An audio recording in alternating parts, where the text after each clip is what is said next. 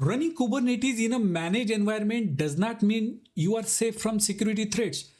Attackers are always looking for gaps in authentication, misconfigurations, vulnerable containers, and weak network controls to exploit.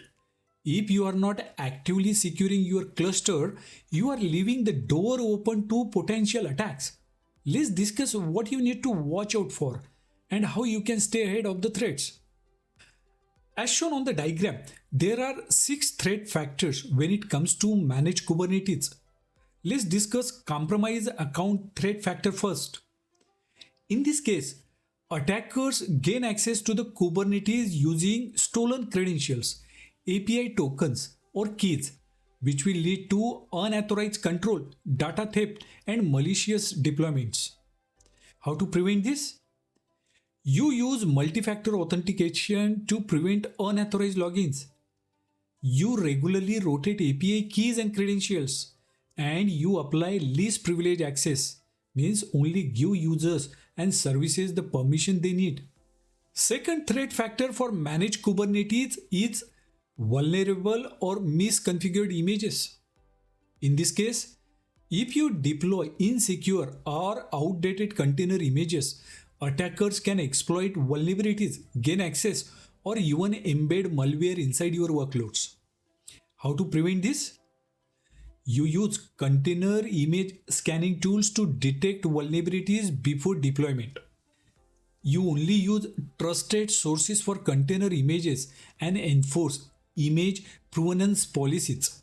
And you implement image signing to ensure only verified images are deployed. Third threat factor is environment misconfiguration for managed Kubernetes cluster. In this case, weak Kubernetes configuration can leave your cluster exposed.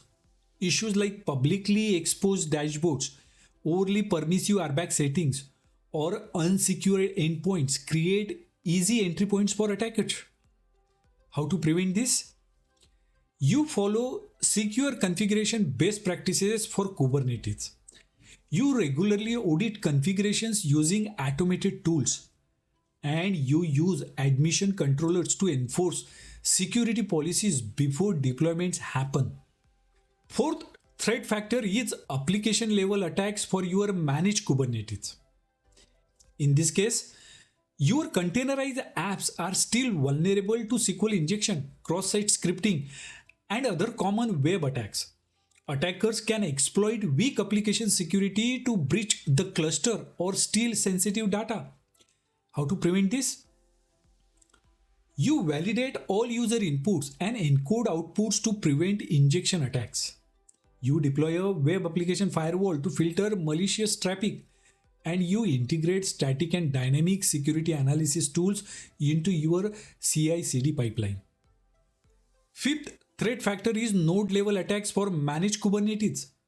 In this case, if an attacker compromises a Kubernetes node, they can escalate privileges and take over your entire cluster. This often happens due to outdated OS components or exposed Kubernetes services. How to prevent this? You keep Kubernetes nodes updated with the latest security patches. You restrict direct access to nodes with network policies and firewalls. And you use host-based intrusion detection system to monitor for suspicious activity. And last threat factor is unauthorized traffic for managed Kubernetes. In this case, if your network policies are too permissive, attackers can exfiltrate data, deliver malware, or exploit exposed services by moving laterally across workloads. How to prevent this? You set up strict network policies to control which workloads can communicate. You use namespaces to separate workloads and isolate sensitive applications. And you monitor network traffic for unusual patterns that could indicate an attack. Securing a managed Kubernetes environment means you need multiple layers of defense. No single security measure is enough. You need a combination of identity protection, image security, network controls, and runtime monitoring to stay protected.